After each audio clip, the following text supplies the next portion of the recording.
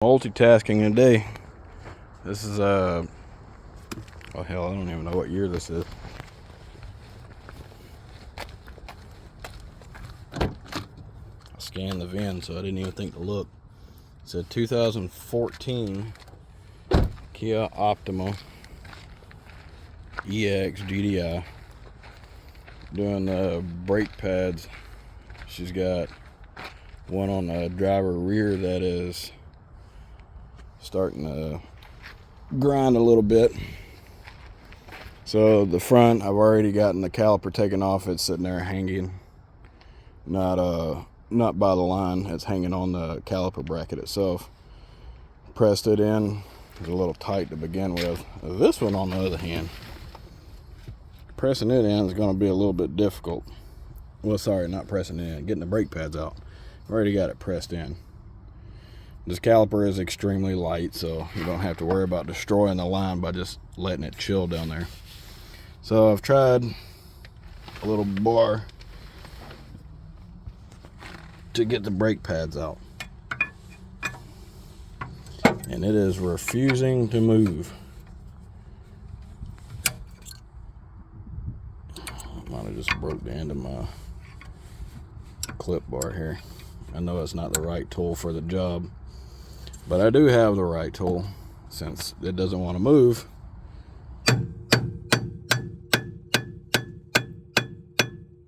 Jar the back pad loose.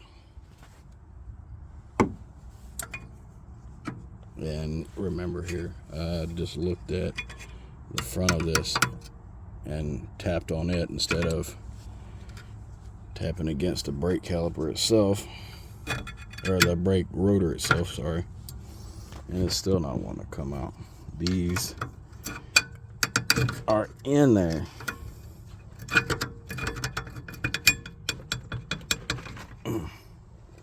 Why will you not move?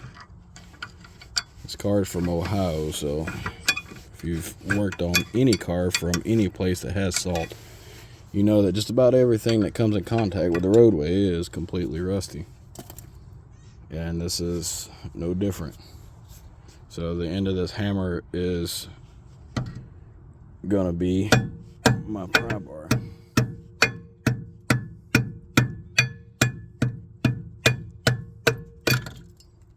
Destroyed.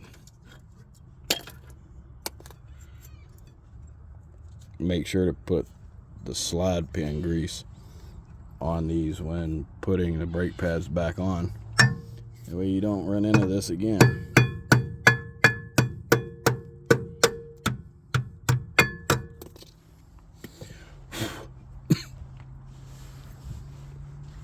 Alright, so this is the inside pad. You see all the rust on a surface that's not supposed to have any rust on it. And then the rust here on the outer edges. So that's the reason why it wouldn't move. It's probably also the reason why only one side wore the brake pads down to nothing. Clean all this up.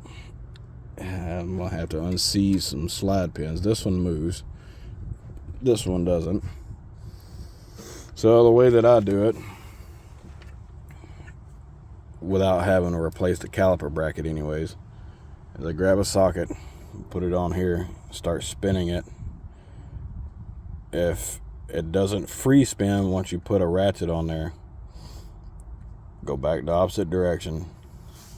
Your end goal is to get this boot back enough to be able to get some spray inside of there, like WD-40 or maybe a little bit of grease or candle wax or something.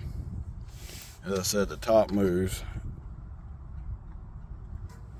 the bottom does not. These bolts that go inside of this are 14 millimeter heads.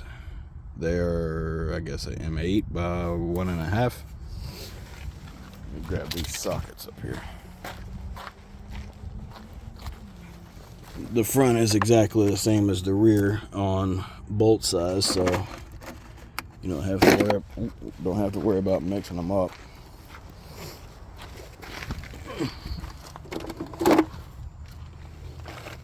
Let's see, what size is that? 17?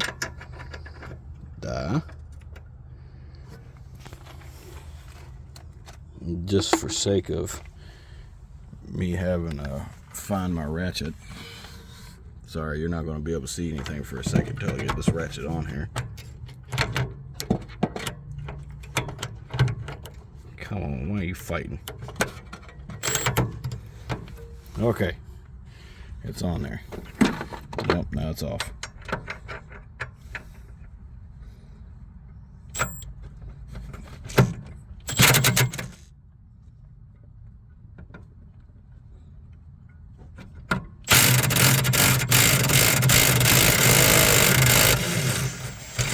Come on.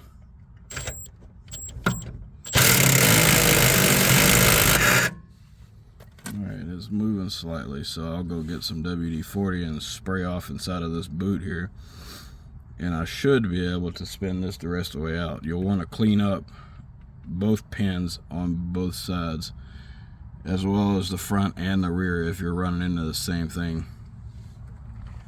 The brake pads on this are different than from front to rear, so don't get mixed up and get the same style pads for the front and the rear. Change out your hardware,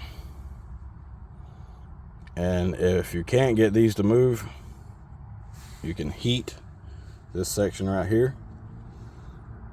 That should expand the outer portion of this metal, and then you can do the exact same thing that I just did here. Make sure you have WD-40 on hand and the pins, maybe even the boots, or just the boots. But they will come out without having to replace them, but it's almost easier and quicker just to go ahead and replace the caliper bracket. I think they're like $70 or something like that for the front, and maybe $30 for the back since they're so much smaller. Yep, I'm going to finish this pin off, and I should have the brakes here momentarily. I'll not bore you with all of this. If you're doing brake rotors, this is Phillips head, number 2 Phillips heads. I do have a bit specific for this to go inside of my 3/8 impact. When you get done doing all the brakes, make sure to clean this surface here as well as inside the rim. This is corrosion from salt and water, and it does have an extreme lip on it, so you want to clean all of that off.